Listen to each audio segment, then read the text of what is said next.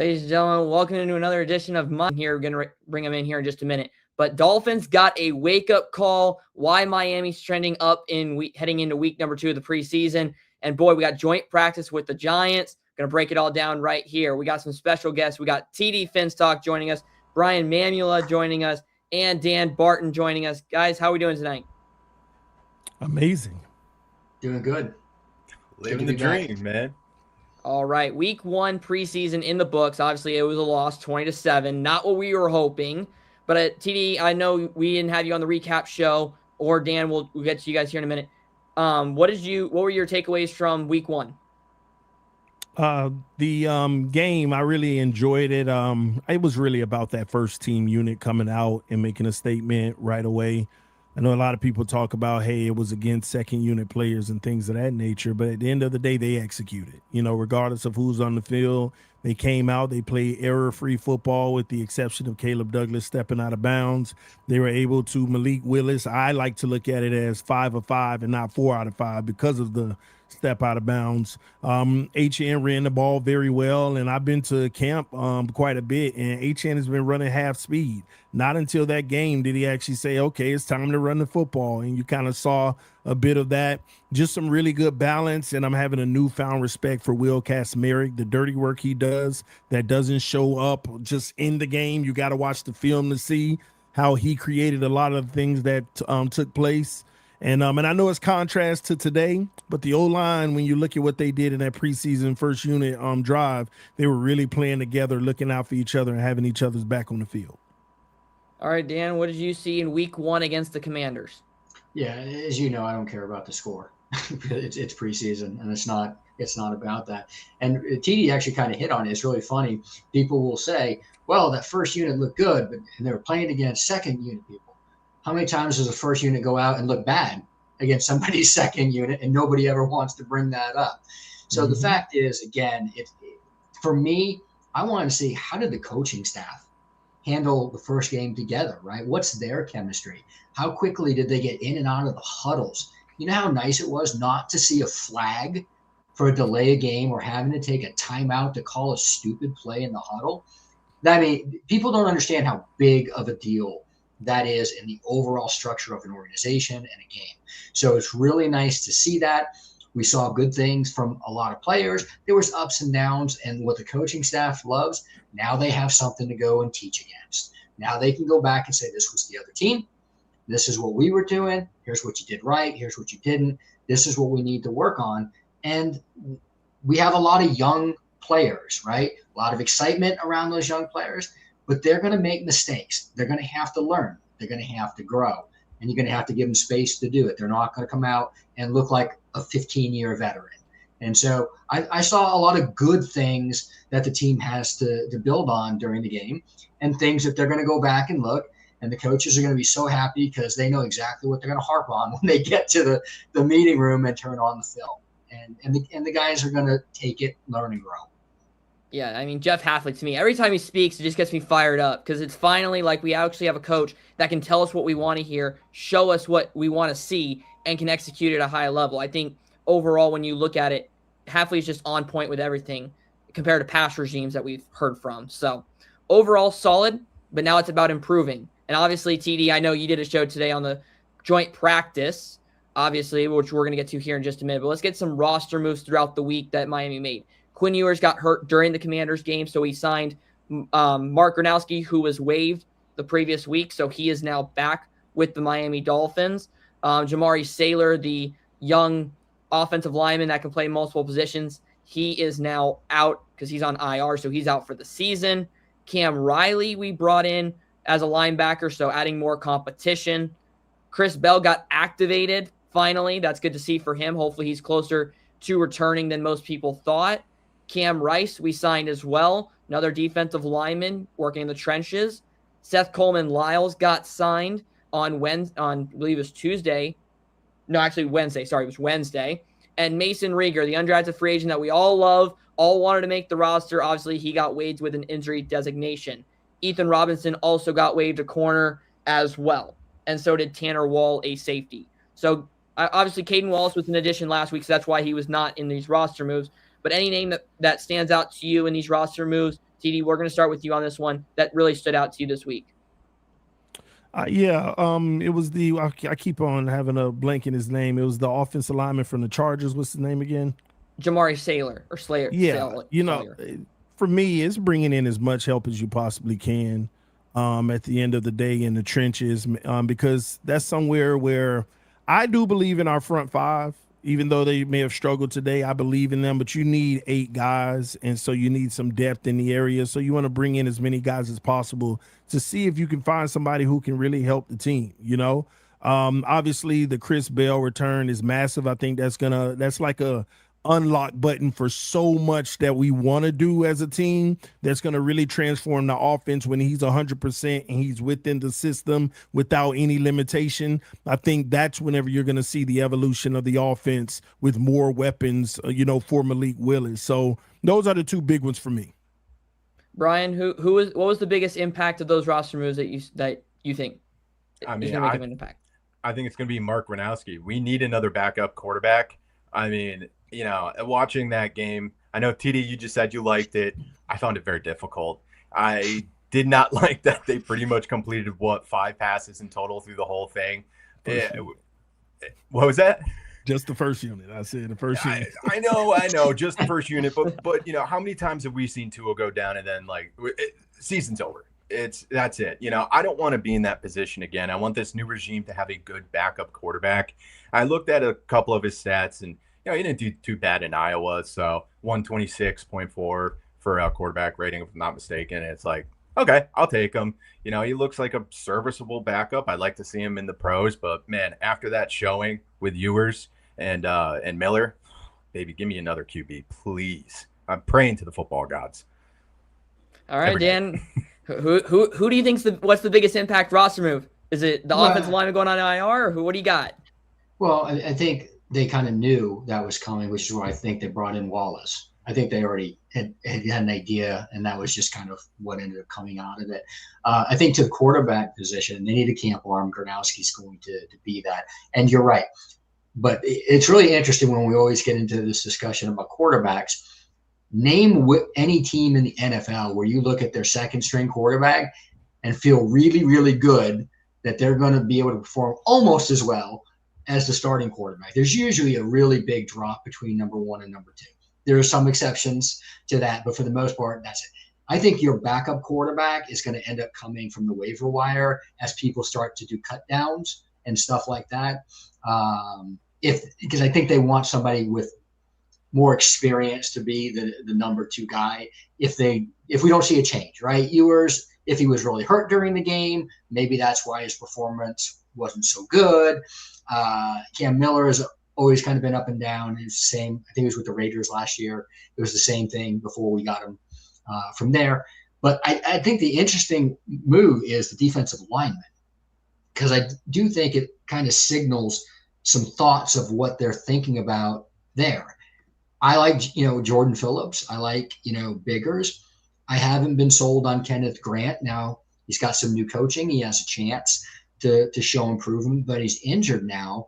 So obviously you got Zach Sealer, but I think that's kind of why they're bringing him in, is to see, depth and rotation is what they really, really want. And I wonder if maybe they're starting to see they're not as sold on Kenneth Grant based on what they've seen so far. He can still turn it around, but you start to see some of these moves. You start to look ahead as a staff and say, okay, what are they trying to do with this? And when some of those other guys have been performing more consistently, although not necessarily great, you wonder who's kind of the odd man out when that happens. And again, if they knew he was hurt, it could be just a camp body too, just to take some reps to keep other guys okay during the window. So it could be, one of those two things, but you just start to wonder.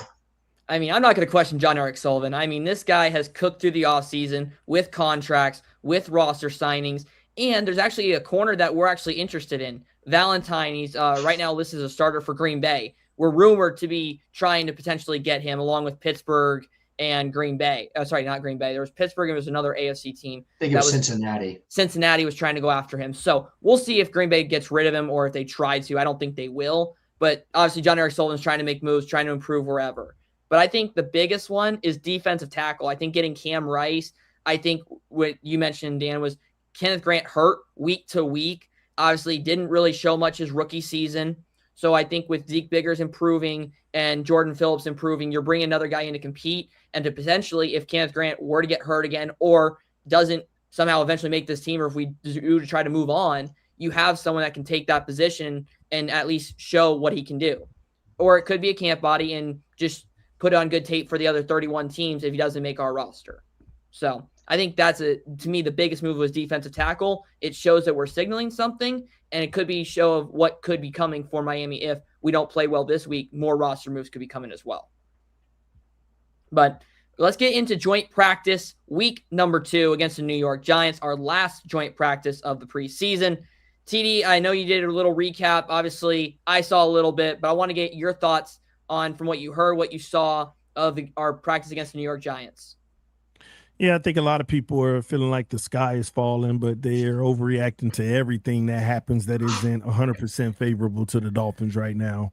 It's like the standard has been risen, even though everything in the building right now should be held to a lower standard, but it's been risen. Okay. The reality is we're talking about a team who we know has a top 5 pass rush in the NFL, and the Giants, they have immense talent on that D-line, and they showed that today. They were really getting up and at it on our O-line. You definitely would like to see our O-line do better and handle their positions one-on-one, but you know what? They didn't, and this gives the team an opportunity to go back in the lab, take a look at what they did wrong, what blitzes they weren't picking up, why they weren't picking it up. And when you got a young team, this is the type of stuff that actually excites me because it's an opportunity to improve on something.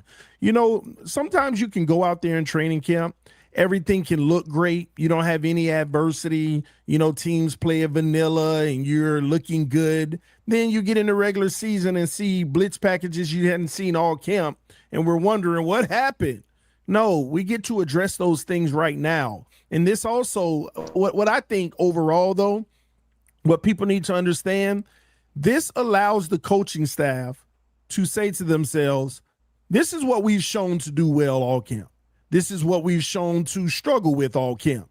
Now we're going to cater our game plan in the regular season to the things that are to our strengths. And we know the things that we struggle with, so we're either going to not utilize those things or we're going to scheme to help the areas in which we struggle. That's all this is. In these joint practices, Jeff Hafley made it clear. We go out there, we put a whole bunch of individuals in individual situations. We don't scheme for the extra double team and the extra help. We want to see who's handling their assignment individually, and that goes to what I'm trying to express here, that it teaches them so that in the regular season they can truly scheme to their strengths and put smart things in place to hide the weaknesses. So that's what I think happened in practice today. We ran the ball well. A lot of people say, oh, it wasn't that well, but from what I understand, we did a good job running the ball, but more importantly, we did an amazing job stopping the run. They couldn't run the ball on us. And this was without Zach Sealer. This was without our all-pro Jordan Brooks. This was without T-Dot most of practice because he went out. So that's a good sign. You can stop other teams from running the football. You're helping to control the clock, and you want to run the ball on the other side of the ball. So we got a lot to work on individually, but overall, it's a huge opportunity for this team to be better. I mean, I couldn't have said it better myself. I mean, obviously, you're talking about what joint practice is all about. Hafley told us last week what he was looking for, and then everyone just went, oh, we got completely dominated. I mean, if the Giants want to say they dominated practice today, congratulations, you dominated practice. Now let's go see what. Do they give out trophies for dominating practice? Because last time I checked, it doesn't show up anywhere. No, it's just ego. And if we end up doing better on Saturday than them, then who really matter? Who cares what you did on Thursday in joint practice? It all, to me, at the point, it's all about what you do in the game and how we execute and go about our business. We had an objective. Did we accomplish it? That's the bigger thing. Hafley will know if we did or not. The coaches will. If not, they'll look at the film and go back at it again. I mean, at the end of the day, it's going to be what it's going to be. But I just thought that was funny. Giants saying they dominated. Okay, fine. Feel better about yourselves. Congratulations. Let's go see what you do on Saturday against us. But, Dan, anything else you want to add on joint practice? Maybe what some people might be missing, overreacting about, and overall, what's the overall goal from a coaching perspective? First of all, fans always overreact. That's why we're fans. Okay, there's nothing wrong with that. That's what we do. That's why we get excited. And I think what happens is anytime that there's a glimmer of hope, especially around Dolphin land, because I've been a Dolphins fan for a really, really long time, and there hasn't been a whole lot of hope in a long time. So when you see that, you get higher expectations, and reality starts to take a back seat. But to TD's point, from a coaching perspective, when we created our practice plans, we always did it to put ourselves at a disadvantage. Okay. We always wanted to test the team to know what it could and it couldn't do. Because if you're going to accurately evaluate each player to come up with the best 53-man roster, and then understand who best fits your schemes and what you want to do and not want to do, you have to be able to see it. So you have to create situations that allow you to see those things happen, good or bad. I mean, just because Caden Proctor can't block somebody one-on-one doesn't mean he's not going to play. It just means they'll know they're not going to put him in these situations. And when defenses want to do it, how are they going to adjust to it, right? How are they going to shift the line? How are they going to slide block? How are they going to bring a tight end across? What are they going to do? Because you need to understand that to be able to play to your strengths and eliminate your weaknesses. So that's why I really think even early on in the season, you're going to see a lot of 2 and 3 tight ends. I think they are going to be very run heavy early in the season as these guys are learning, as Chris Bell and some of these other guys are getting healthy. And then as the season goes on, it's going to be a little bit more multiple. But they have to figure out what they have to do that. So, again, I don't get caught up. I saw some of the plays and highlights, and for every good thing that you saw, there's 4 things that you can work on. So, again, nobody gives out trophies for practice. It's not important other than what you take from it and learn from it as a coaching staff, and then as how you pass it down to the players. But the key that I like in what I'm seeing in everything that they do is everyone's competing. Whether they win or they lose, they're competing. And that's a mindset. And if you've watched this team for the last few years, you can't always say that everybody competed and that they were aggressive and they cared about the outcome and they were doing everything that they could. But I think that goes up to the coaching staff. I was not a big fan of Mike McDaniel. That was just me. But that situation is really, really important. And I think you can see the difference. I think you can see it when Hafley talks, when the coaches talk, how they interact. I think there's very subtle things that if you're a Dolphins fan, from an organizational standpoint, from a coaching standpoint, man, you've got to feel good. You got to feel excited. And, that's where I sit today. But as for the practice itself, there was good, there was bad, but nothing that you're going to write home about and nothing that you're going to care about once the games actually start in September. All right. Yeah, definitely. TD, I didn't know about the run game. I didn't see all of it, but the video that me and Dan were just talking about, as I saw some things that were good, like Achane could have turned out a big run, but they probably blew it dead because obviously they're not tackling fully. But I didn't see a lot of run game as great as what you were mentioning. But just from what I saw, just highlights. Yeah, what a lot of people see, everybody think a great run game is just the runs that go for 15 plus yards, 10 plus yards. Go back to the preseason game. Look at all those 4, 5, and 6 yard runs. That's all that matters in this league, to be quite honest with you. The big time breaking yard ones, that's great. But what matters is anything over 4 yards is a win.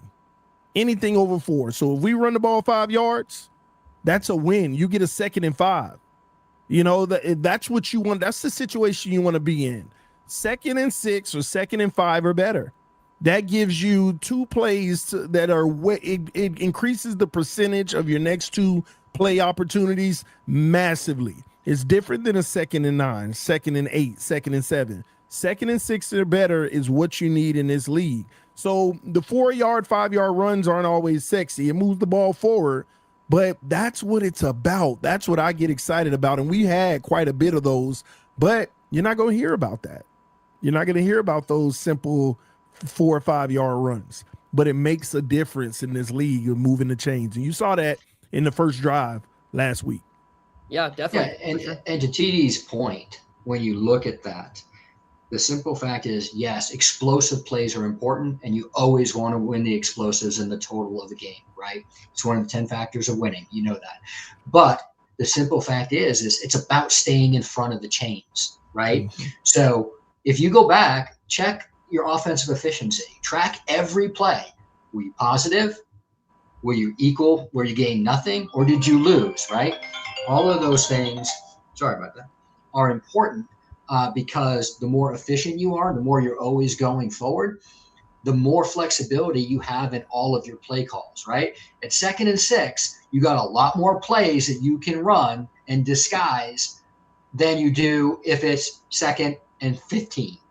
That's just the reality. You just don't have the same ways of staying versatile and keeping the defense on their heels. So yeah, that stuff adds up. And remember, the old Big Ten was called 3 yards in a cloud of dust, right? Because all they wanted to do was get 3 yards on every running play, because after 4 downs, you still have a first down, right? Doesn't have to be pretty. It just has to be effective. Like people underestimate the impact of that. Just imagine on first down, you get a 7-yard run. On 2nd and 3, statistically, now a coach can almost blow a play if he wants. He could take 2nd down and say, let's take a shot. Let's take a shot deep. If it doesn't work, 3rd and 3, that's manageable. So it gives that type of flexibility, and that's what people need to understand this season, how our offense is going to operate. We want to get those early down yards to make 2nd and 3rd down manageable, and then in 2nd down, we probably want to throw the football and take some chances, because guess what? Say nobody's open. We still have the ability to get yards with Malik Willis running the football. It's like multifaceted opportunities on the field. And another thing to consider in it, a lot of coaches, especially with a young team like ours, they prefer the 14-yard drive because you're controlling the clock. You're managing the game. You're keeping the ball out of the other offense's hand, running the score up. So by the time the 4th quarter comes, if you do a good job controlling the game, running clock, and extending drives, you're in the game in the 4th quarter.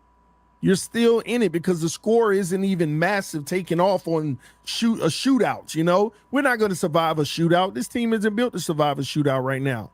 But smart football, running the football, and making some plays on defense here and there, we can be in games. Yeah. And add to that, if you do 14 play drives in the beautiful Miami Heat early in the season at the 1 o'clock. Exactly. So, I mean, these are the things that are our advantage, right? You got to use them, just like Green Bay uses the snow, right? And Buffalo does. We have to use everything to our advantage, and we can do that. And again, it also then protects a young defense that's learning, that doesn't have them out there as long. You don't put as much pressure on them because you're never really getting as far behind, because you're limiting opportunities. That's what this game is not difficult when you break down how to do it. It's simple, but it's hard to execute it at a high level consistently, because you get in your own head and you try to be smarter than you need to be from time to time. Yeah. All right.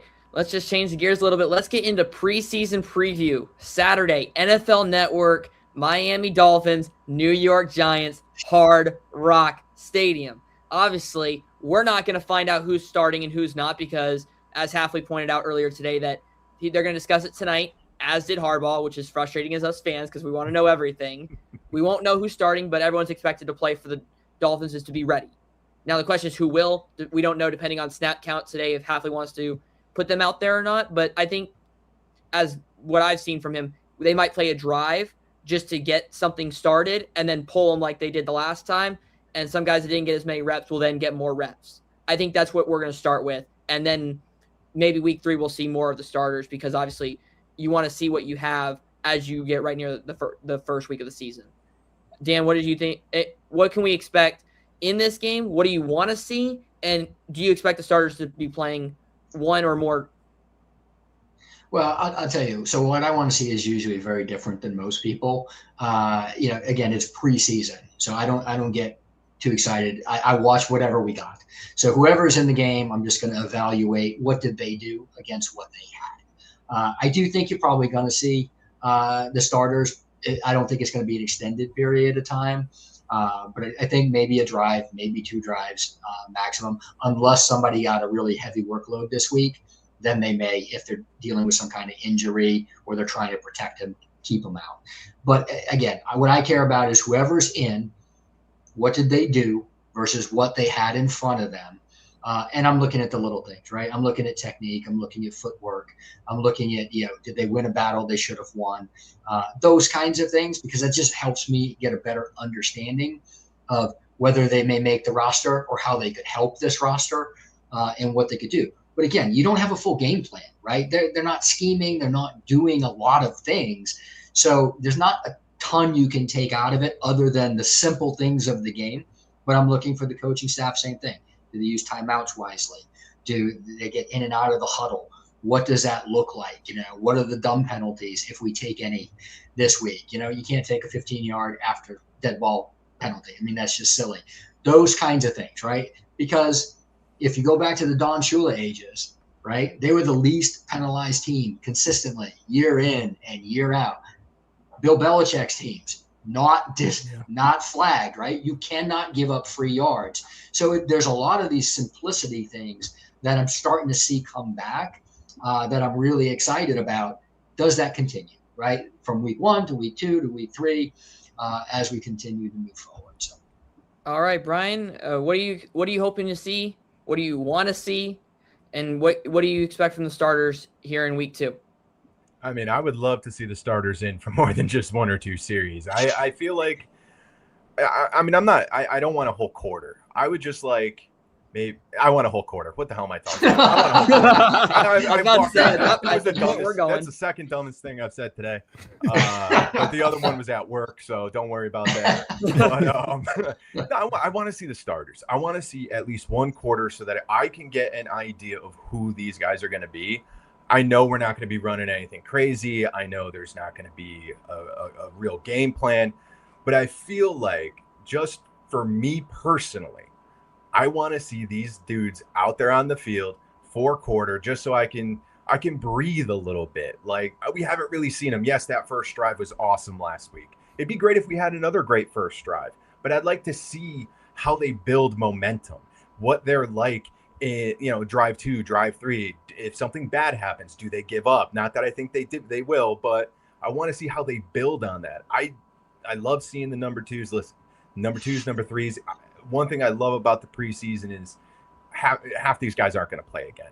I understand that, or they're going to be somewhere else, so they're going to bounce around. But there's something to be said about seeing someone on the field, living their dream, playing their heart out. So that's another thing I like to see. But baby, give me a quarter. That's all I'm asking. And then don't even play him next week. I don't care. Just give me a quarter now.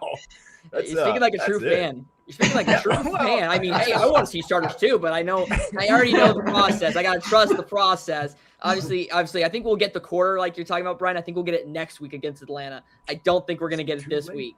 Well, I need it this week. My buddy, my best friend's a Giants fan, so I need it this week so that I can talk an immense amount of crap to him on Sunday. Otherwise, it's there's side reasons for it. We get it. Yeah, I get it. I'm a little selfish. I can respect it. What can I say? I mean, to me, if we didn't joint practice against them, I probably would have said you had a better chance at a quarter. But I just don't think we're going to get it because they joint practice today. So I just think that they'll work on certain things for about 1 or 2 drives, and then they'll just cut it because you don't want to risk getting your guys hurt. We saw it with the Cardinals. We saw it with a couple other guys. Adams with the Vikings went down. He's done for the year. So you just don't want to take that risk of getting your guys hurt in a preseason game. That doesn't mean a lot. So yeah, it's a smart move, but not my move. We know. Speaking like a true fan, trust me, I'm with you, Brian. I want to see the starters for a quarter, but I just don't think we're going to get it. TD, your thoughts, and what do you want to see in this week 2 preseason game? I just want to see 2 drives from the starters. I want them to come out, see if they can match what they did last week, and then come out and do it again and go sit down. And then that concludes their preseason.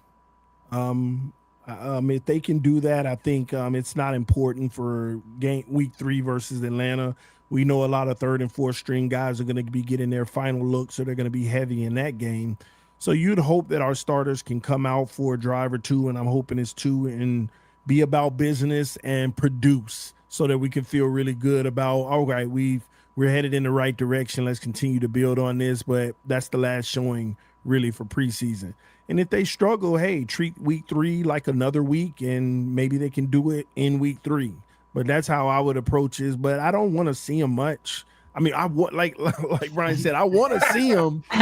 But this league, man, we're the poster child for we can't afford injuries. Like, it's teams that are getting major injuries out there right now. But if you want to be honest, their team's still going to be able to function. We can't afford any injuries. Last week showed that. And you don't want to hide from it, but at the same token, get them guys out there, put 2 drives in and get them out and call it a day. That's how I feel about it.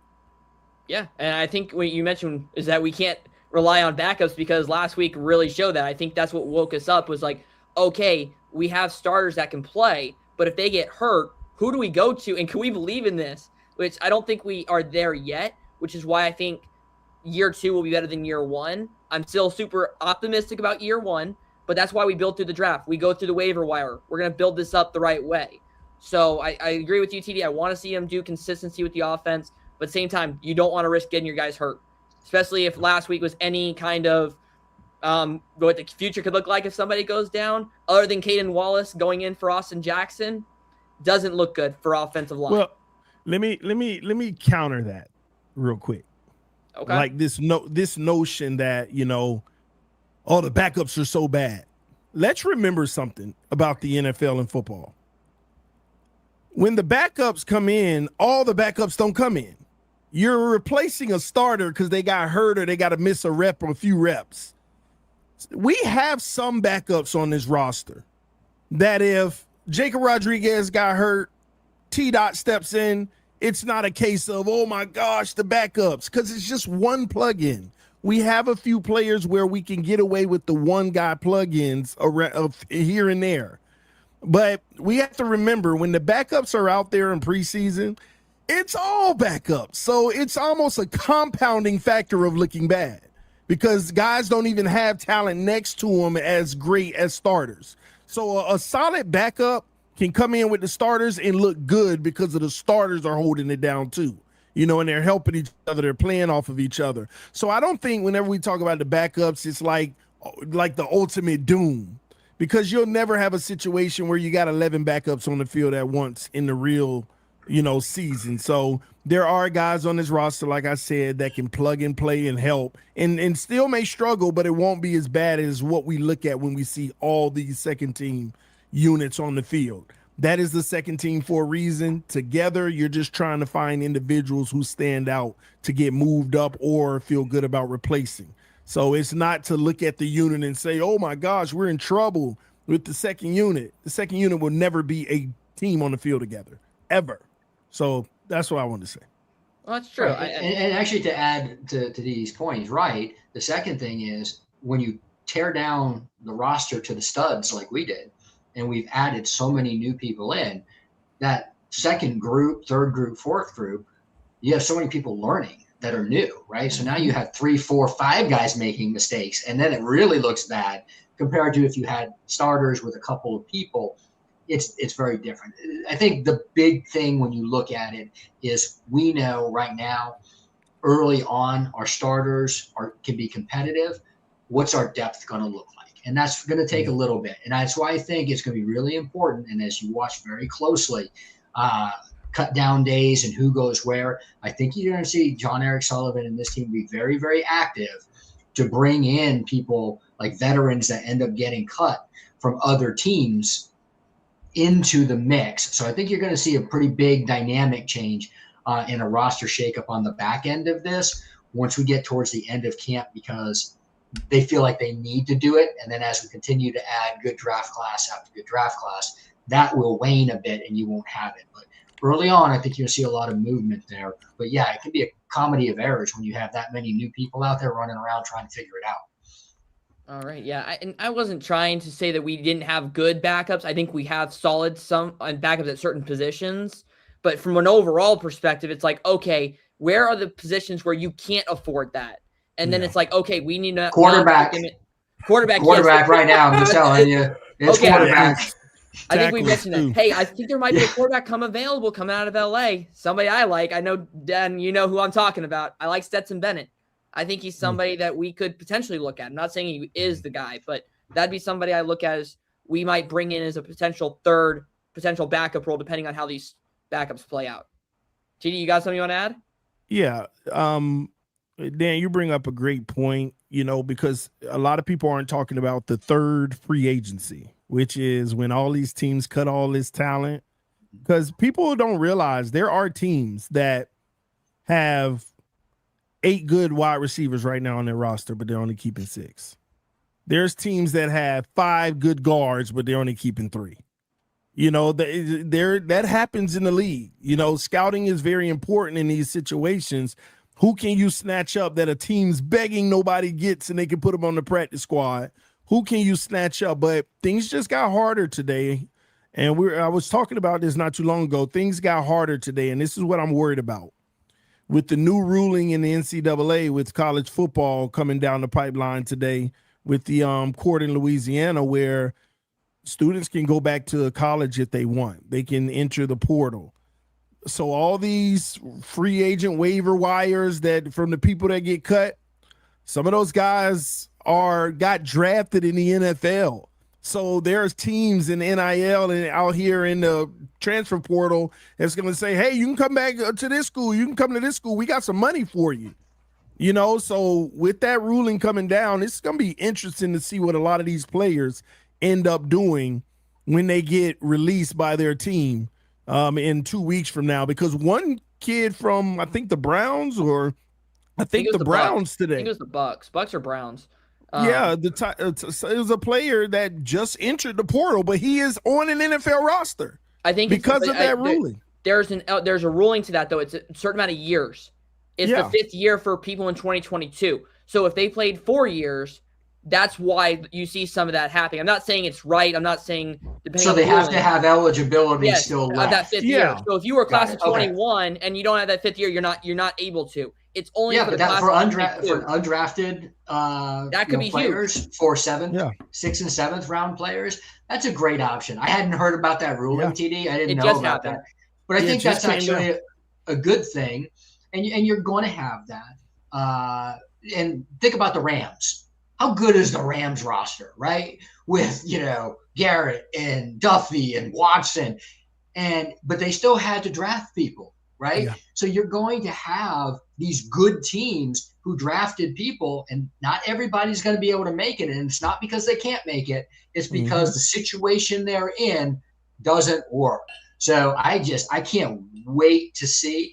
And seeing how aggressive John Eric Sullivan has been so far and how on point he has been just makes me feel much better about the process, that we're just not going to end up with anybody, and we're not just going to call it a flyer and just pick people versus picking the right people. And I think that's the other thing with the way that they're practicing. They're doing a much better job of really knowing who do we need, what do they have to be able to do for us to be successful. Yeah, True Fin Fan 78. Great points, Dan. Absolutely great points. But then the Rams, this is a super team in NFL. I don't think we ever would have saw coming. But part of it's also because who they were able to draft. Had the Rams not been able to draft Jared Verse, and Verse isn't the player he is today, then maybe Myles Garrett doesn't become a Ram because Jared Verse was included in that trade. So I just think they've done great in LA. Miami, you talk about John Eric Sullivan. I think we have something building here. Devon Achane. TD, I know I was skeptical when Achane got that big contract and he was the 3rd highest paid running back. Now I think but I didn't see coming was 3 other running backs had to get paid, and now he's the 6th highest paid, which makes a lot more sense. And I go, okay, I'm okay with the value there because I didn't realize what was coming down the pike. Yeah, I think it'll look even better in a couple of years. It looks even better now. In a couple of years. John Eric Sullivan is cooking in Miami, guys. It may not be the prettiest in year 1. But it may be optimistic, and we may be good. It may not show up in wins, but then year 2 should look a lot better and a lot more optimism as we head into the future, because I feel like we have the right organization finally in place. Because to me, I would be happy if they're right. Okay, I can be patient. We've been patient for a really, really, really, really, really, really long time. So the fact is, I can be patient when you feel like you're moving the right direction, and making the tough decisions aren't easy. Okay. So I think it's one of those things. Be patient, take your time. We're going to take some lumps. It's not all going to be pretty along the way, but at the end, you're going to have something that's sustainable and that creates championship level caliber teams year in and year out. And ultimately, that's what we want to get back to. Not just saying we won 10 games, not just saying we made the playoffs or that we won a playoff game. We want to be able to say each year that we go into it that our expectations are we believe we have a chance to win the Super Bowl. Not that we'll always do it, but the fact is that we have a chance to. And if you do it right, you can do it. But doing it the right way isn't easy, and it's a lot of dirty work. And so far, they're off to a good start in getting that done. Well, what I've realized in the game of football in the NFL, going off of Dan's point here, I've always Super Bowl. But the truth is, as a fan, though, I've learned now. I almost said I've started to learn, but I think I've finished that point. I've officially learned that all you can ask for as a fan is a team that's perennially competing to get there. And what that means, making the playoffs every year, being one of those teams. You see what Baltimore's dealt with. If their quarterback is healthy, they're competing. Look at Green Bay, what they come from. They always slide into those playoffs, so they got a chance. That's all you can ask for as a fan, because it is hard to win a Super Bowl. 32 teams, only one can do it. And even from an odds standpoint, if everybody was at 0, the odds say you're going to get 1 in 32 years. So when you look at the Chiefs who grabbed multiple, you look at the Patriots who got 6, 7 over the last few years, that's like pushing people down to 70 to 1s and things like that. So understand, it is not easy to win a Super Bowl. So I just want a team that's going to be in the playoffs that has a chance, and anything can happen. At that point, that's where greatness has to show up. But that's what they're building here in Miami, John Eric Sullivan and Jeff Hafley, just something that can sustain and you can be proud of every year and really have a good foundation of hope that you can do something special. Yeah, man. TD, I know you talked about Super Bowl. Out of the years Miami has been in the playoffs, okay, then there's TD again. Out of all the years we've been in the playoffs the last couple years under McDaniel, and I know you've always talked about Super Bowl, how true were you saying that we could actually win a playoff game in those years? How confident were you? Because to me, I knew when we matched up against Kansas City, we weren't going to win in that freezing cold. When we played Buffalo, even though we got close, we didn't win. So how confident were you that we would win those games when we got to the playoffs compared to if Hafley and this team were to get to the playoffs? Spencer, it's been 6 years under Mike McDaniel. I had never once said that we were going to actually win the playoff game. I never believed in Tua Tagovailoa. I knew that in order to win a playoff game, your quarterback got to show up, and he got to show up at the highest level.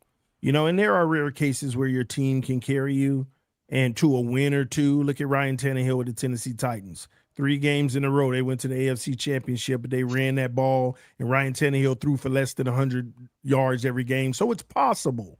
But I knew that with Tua Tagovailoa in the big moment, he's never going to show up to make you feel comfortable about it. Now, as a fan, man, you never know. Something special can happen. Super Bowl. I've always, believed that. But I've never truly believed in the last 6 years. That's why I used to tell people I feel like we're in a prison sentence. And imagine going to court, getting sentenced to 6 years to prison, and you didn't do the crime. You didn't do it. That's how I felt, because from day one when we drafted him, I said we are about to waste time. Why? Because Tua Tagovailoa is good enough not to be good enough, which means it's the worst quarterback you can ever have, because he's good enough for you to keep moving forward with him and having hope. But he's not good enough to get you over the hump. And those are the worst quarterbacks. You either want to know without a shadow of a doubt that he's great, or know without a shadow of a doubt that he's not. But what's happening in today's NFL, too many quarterbacks are good enough not to be good enough, and they are taking 6 to 10 years of an organization.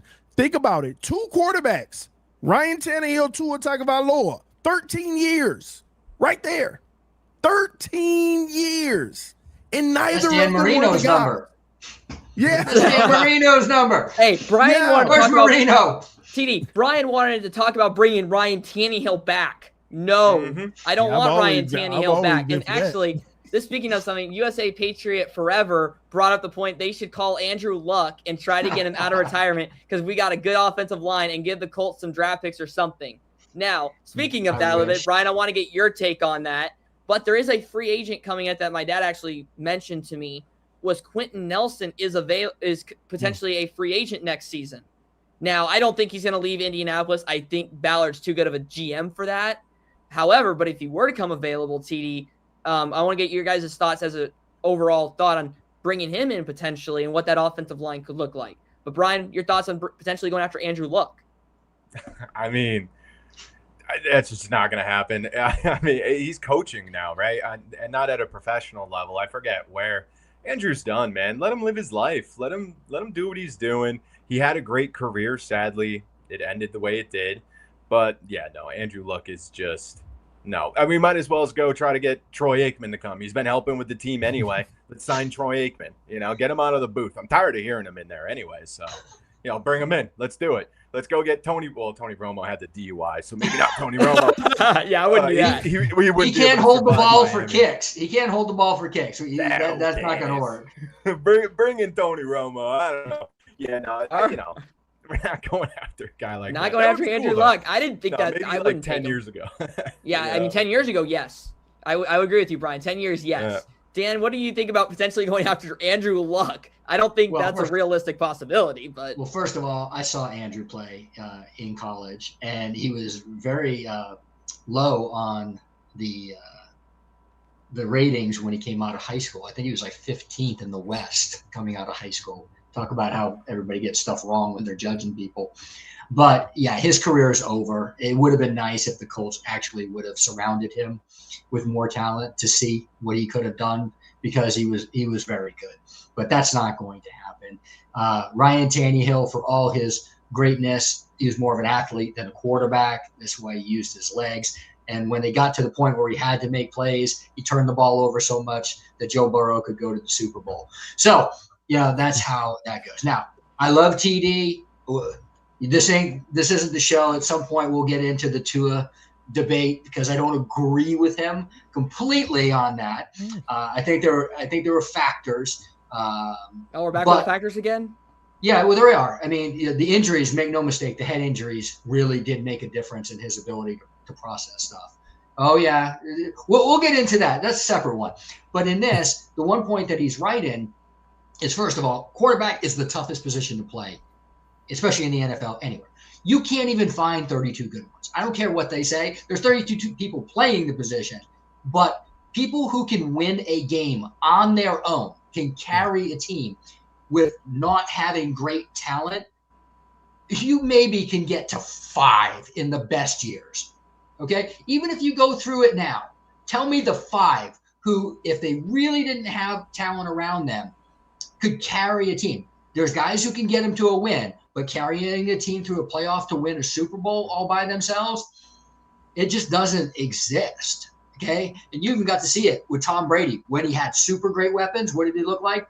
When he had lower caliber weapons, they still won, but were they the same? No. So for all of that greatness, you got to have players around them. So you can make quarterbacks look better by the people you have around them, by the schemes that you use. And that's why fit is even more important than talent, because you can have a guy who can do all the things, but if you don't actually have them do what they're good at and you're forcing them to do stuff they're not good at, you are not going to have success.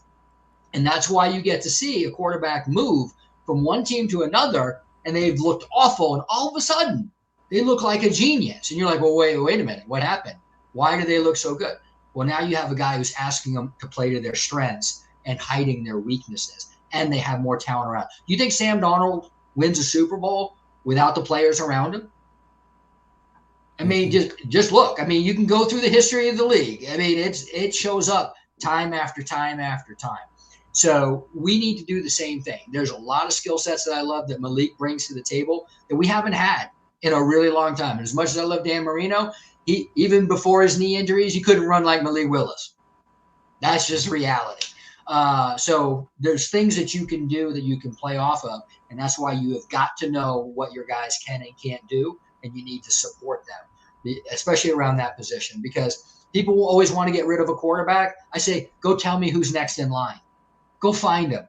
And if it was so easy to pick out who is going to be great, then you'd see more great quarterbacks. Why do so many fail? Why do so many of the top first-round picks not pan out? Or maybe they have one good year until defensive coordinators figure out what they can and can't do, and then all of a sudden they struggle in year 2 and year 3. Look at C.J. Stroud. Does C.J. Stroud's talent all of a sudden go away? No. The team changed around him a little bit, but also everybody figured out what he could do and what he can't do, and it's been tougher for him. That's the toughest thing about the NFL. Nothing stands still. They will always spend the time to figure out what you like to do and what you can do, and do everything they can to take it away. And you better have a counterpunch. And at the quarterback position, it's tough. Well said. And Tua never had a counterpunch. No. Here we go. No, We're he gonna didn't. fight. No, He I didn't. think But not wrong. The fact is there are certain things that he did well that did not match up with what Brian Flores wanted to do early on. And that offensive line was really bad, and he got beat up. And as he got into what showed as good with Mike McDaniel was Mike McDaniel have him doing things. So when you talk about throwing to a space, whether the guy's there or not, he was told to do that. Yeah. He was told, throw to that. So that wasn't him saying, okay, I'm just going to do that because it's the only thing I can do. I was told to do that because my offensive line cannot block for more than 2 minutes. Because if they do, or 2 seconds, because I'm going to end up on my rear end. And I've got hurt, and now my mental processing speed is nowhere near the same. If you look at him now, what else could he do? What do you mean? But what else could he do? That's all he could do. Right, but he could read. He could read early on in his career, and he could at Alabama, and he could make good judgment calls, and he could progress the field.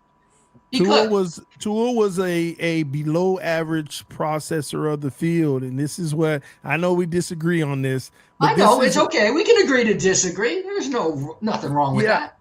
Like you had, like, the evidence was even there. You had players that he played against that made him look bad even in college.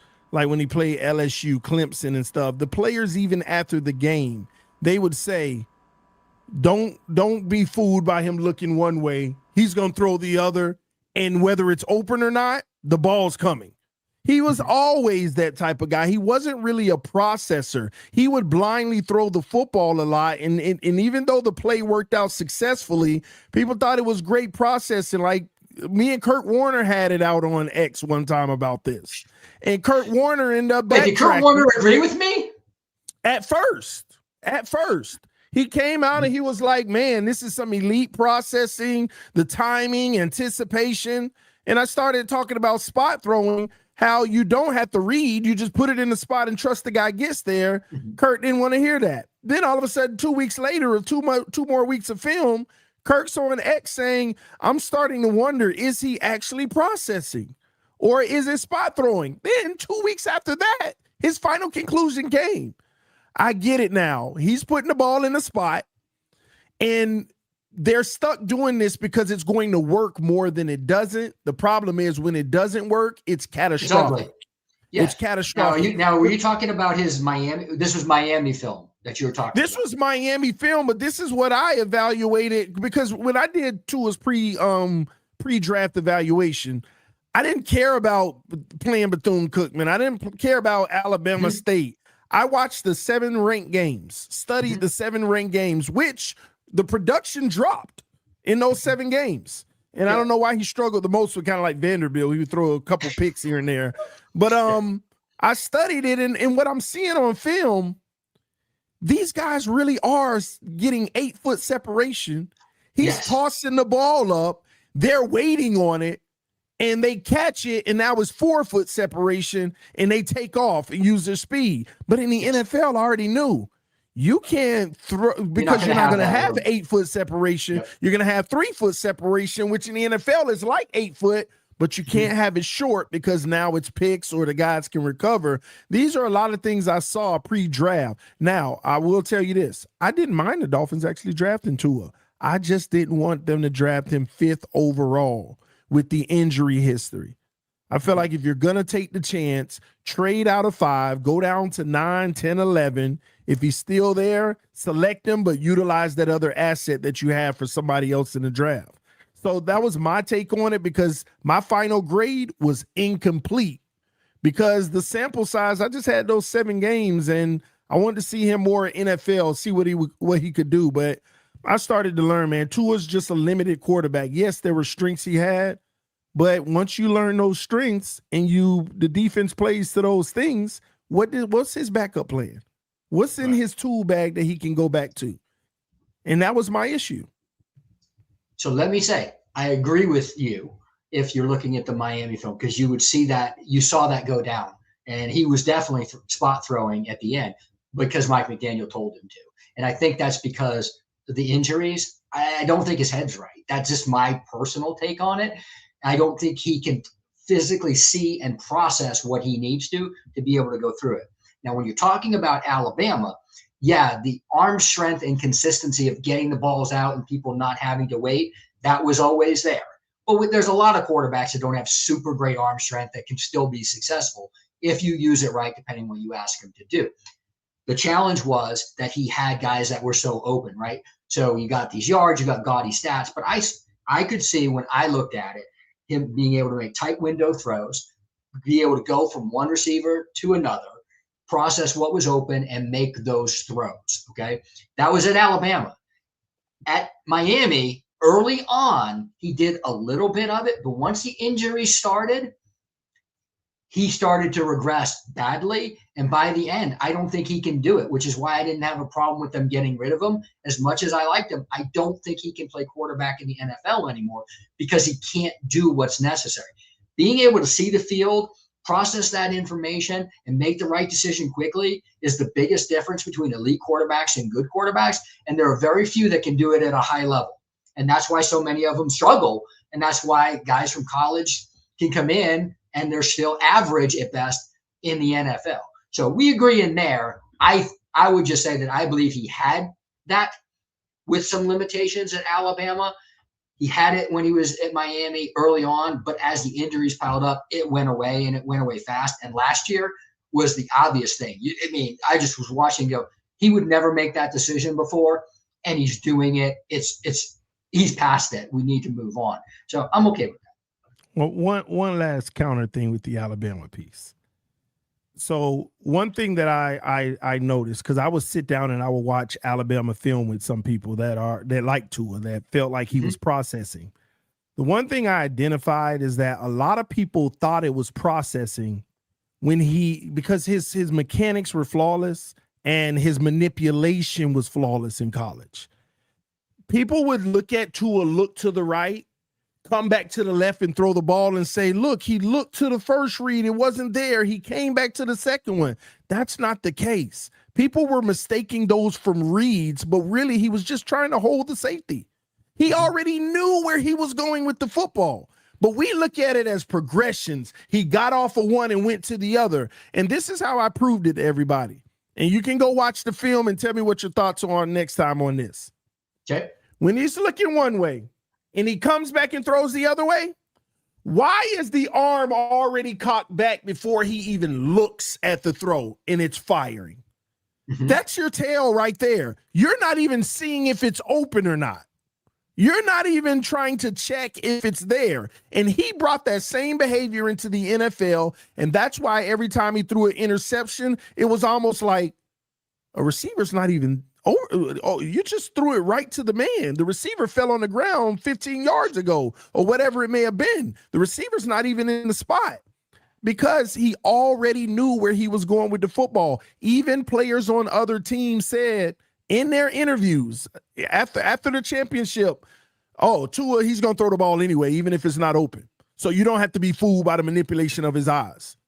And those were some of his worst games. I just urge you, go check out some of the throws where he's looking one way, coming back firing the other way, already in the throwing posture before he even rotates his head over to see if it's open. And a lot of people that I went over film with, they would say, look at the reads, look at the progressions. This is the fastest processing I've ever seen. It's he was not a fast processor. Anybody who said that, I don't agree with. Yeah, this is what they would say to me. So that's why I just never thought that he was actually processing. But everybody's doing a level of processing. I just didn't figure he was a great one. When I look at processing, I look at not just the head. I watch the feet. When you're over and you're processing to this side, how is your foot set up? Because that gives you the opportunity, if it's there, to throw it, right? If you've got to reset, the feet have to move too. So are your feet following your head?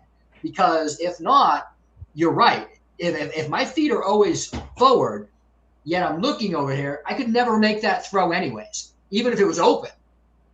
But then I'm in position to throw over here if that's always what I'm going to do. So I'm always I'm a big Bill Walsh guy, so I'm always about the feet, right? So I'm watching your feet more than I watch anything else when it comes to quarterbacks. But his head was following his arm, not his feet. That was the problem for me. It wasn't then he won't get enough. He won't get enough velocity on the ball, anyways, right? Because isn't that always the problem? Isn't that always the problem with the underthrows, not getting the velocity on it, getting it down the field far enough? 40-yard comebacks. All right, guys, that was really good stuff. Really good debate right there. That was who our quarterback was for a second. Yeah, it's not Ryan Tannehill, and we haven't reached out to Andrew Luck, so we've decided. We should go get to it right now, though. We need a backup. Hey, I'm just gonna say it right now. He can't even play backup. Hey, I'm just gonna say, I'm gonna do a TD take right now. TD hot take. Tua's gonna win comeback player of the year in Atlanta if he starts. No, that ain't no. No. Sorry, man. Hey, it's something that's out there. Even I gotta say no. I'm saying I can tell you. Come on. I watched the beginning of the Atlanta preseason. I watched the beginning of the Atlanta preseason game, and I just felt bad. Okay, before that, I wouldn't have said felt bad. Before that, I wouldn't have said that. It was not good. That was not to me, and that's why I'm like, it's a hot take. I mean, I thought he could, but when I watched that, it makes me even more concerned for him. So I think he went even further down than he was in Miami when we benched him. So I think that's ultimately, could he win comeback player of the year if he were to somehow finally magically find that form? Potentially. But the chances of him finding it are like one of us winning the lottery. It's not going to happen. So that just was my great outrageous take on this show. Anyway. No, that's Spencer, just not for you. I'm going to put $10 on it. You're going to put $10 on it? I'm going to put $10 on it. Oh, boy. Tonight. Hey, that he's going to win it? Send me the $10. I'll put it in my gas tank. And okay. You can just pay up now. I know, just pay up now. Oh my gosh, that's one of my worst. That I did. This was sent to me today from the Dan LeBatard show. Right. This was sent. Justin Wally had like the worst word you can use to describe a quarterback player. It is, and he's the kind of quarterback. Oh, sorry. Let me play it. Who is a franchise killer because he shows enough glimpses. He's good enough. He's the kind of quarterback who right over. Oh man, my video is freaking out on me. Hold on. I'm assuming they're talking about Tua. Yes. Okay. Well, I'm having technical difficulty, but basically they were explaining what's happening in Atlanta right now. Miami Dolphins, like everybody's realizing what the impact of Mike McDaniel and the offense with Tyreek Hill.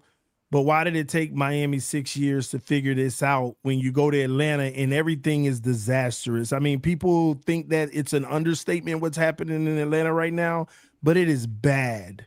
Anything off platform, any pressure, Tua, and I would admit, and Dan's right, Tua is a totally different player today than he was 3 years ago, 4 years ago, and 5 years ago. Like there's been like, I don't know if this might be his last year in the league, to be quite honest with you.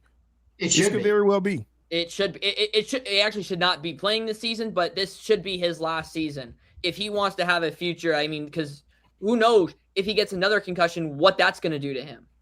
If he starts, I think the point of what TD, to answer your question, is what got Mike McDaniel the job. He said, "I can fix Tua." Mm-hmm. So he was tied to him as soon as. So if he comes in and says, "Oh wait, you know what? Tua is trash. We got to go a different direction."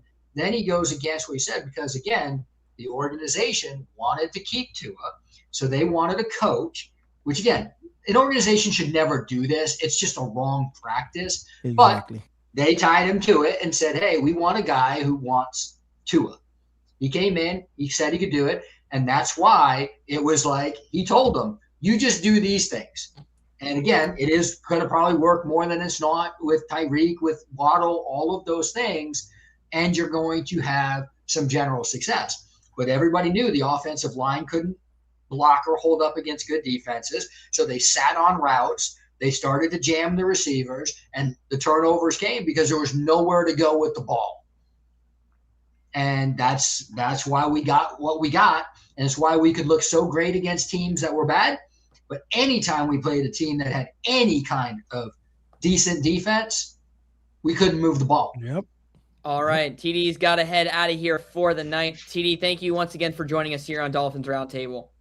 No, thanks for having me. Good stuff, Brian and Dan, man. I loved it. It's my first time actually gracing the screen with you. This was a blast. Hopefully we can have more conversations like this soon, all right? Absolutely, my friend. Great to see you. All right, Always thanks a pleasure, so much. man. All right, Spence, thanks for the night. Thank you, TD. All right, guys, now we're going to head right into the next one. Actually, Quentin Nelson is potentially available if he does not get a contract with the Indianapolis Colts, which probably is very likely that he's not going to get one. But if he were, should Miami go after him for the right price? And what that would look like? Brian, let's start with you. I mean, we can always use more talent. Quentin Nelson. You're talking about the Colts guard, right? Yep, the guard, the All-Pro. Yeah. I mean, yeah, we need more All-Pros. We need more talent. We need more people that are going to be leaders, especially on that offense. I'm not really sure that we have one guy that you would point to on the line and say that's the guy. So yeah, baby, bring me more All-Pros. Realistically, I think this team's going to be a little tough this year.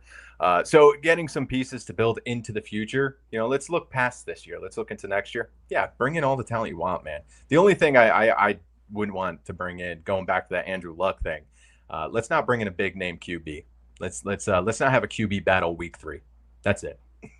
Grab whoever you want. Other than that, man, bring them in, but no big name QB.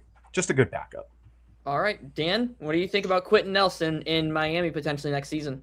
Well, first of all, I love Quentin Nelson in general. I loved him when he was coming out of Notre Dame, and I don't think he's done anything in the pros that make you question his ability. So first of all, it's going to be, how does he hold up? He's had a couple of injuries the last couple of years. What does that look like?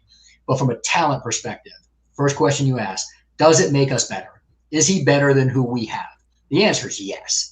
But it then comes down to dollars and cents. As you're in rebuilding mode, okay, you got to be financially smart. What has tanked the Dolphins for years is bad signings and bad contracts. So I think John Eric Sullivan would be very smart.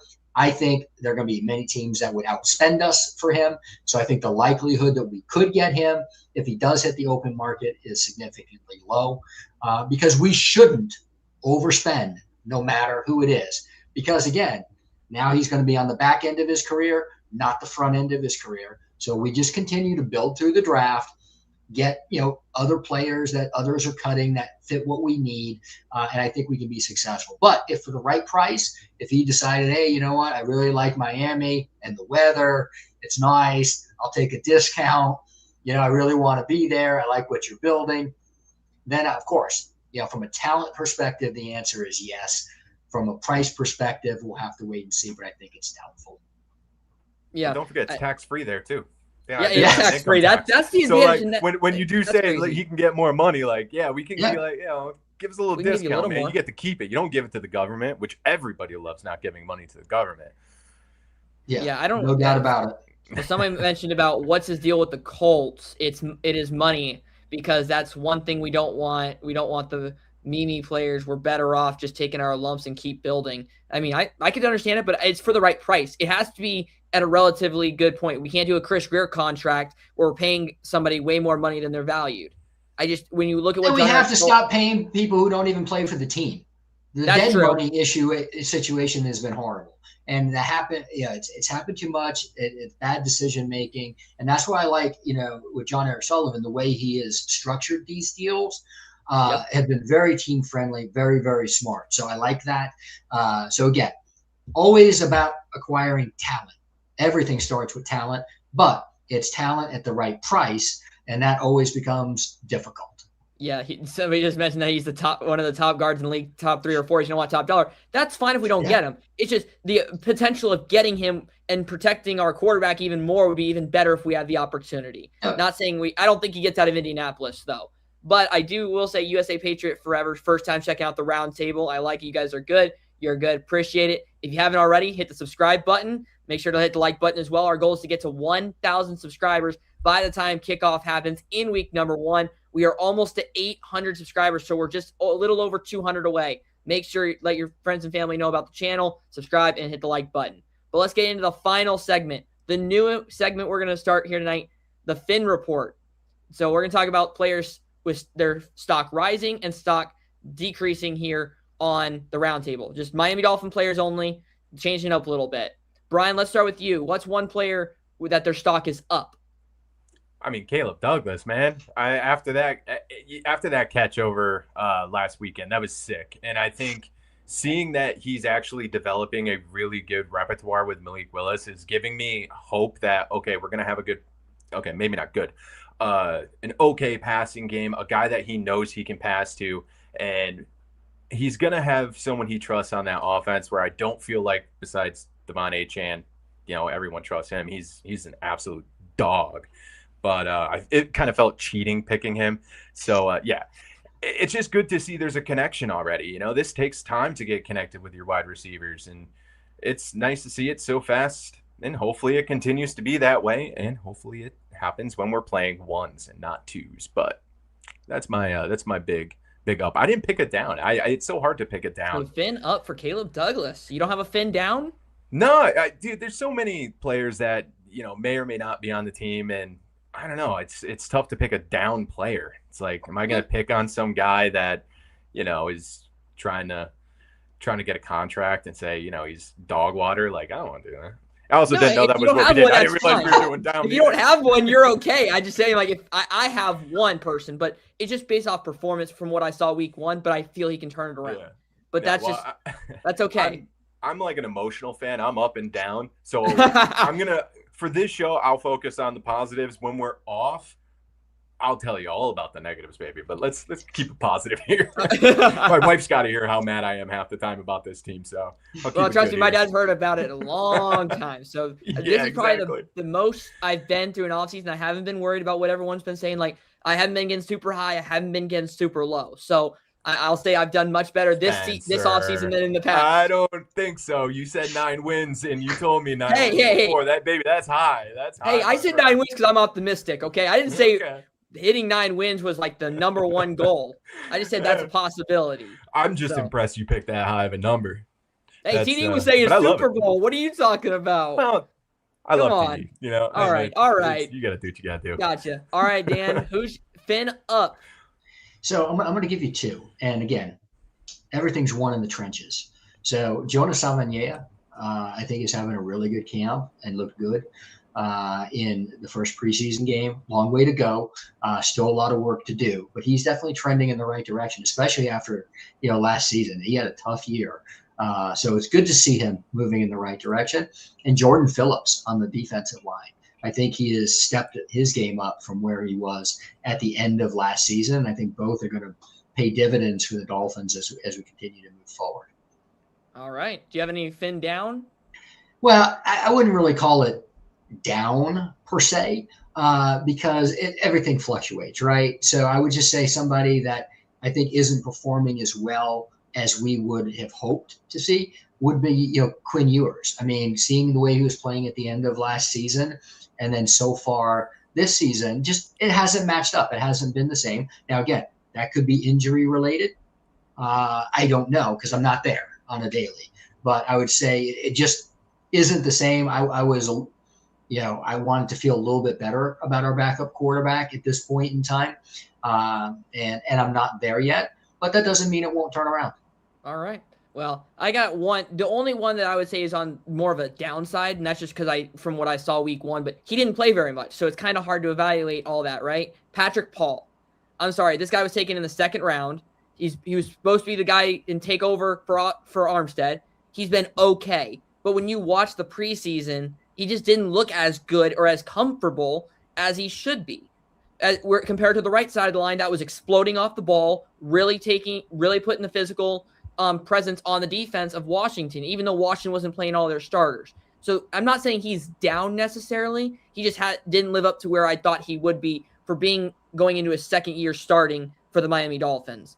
But stock up, though, for not only, I'm going to say Malik Willis. He commanded the offense, got him in and out of the huddle, made the adjustments he needed to, and put the ball in the money for the most part, other than Caleb Douglas stepping out of bounds. Could he have done a little bit better with ball placement? Yes. But overall, he's been solid throughout the entire offseason. Everything we've been hearing, he's been showing us in the game. So overall, solid is one I'd say is up. Jordan Phillips is up. Zeke Biggers, to me, is up. On the defensive side, I feel like there's one positive. This is a guy who's fighting for a roster spot. From what I saw, he was solid. I think Major Burns, the safety that we got from the UFL, is Houston Gamblers. I think he did a really good job tackling in space. He made tackles when he had to, and he did it with good form.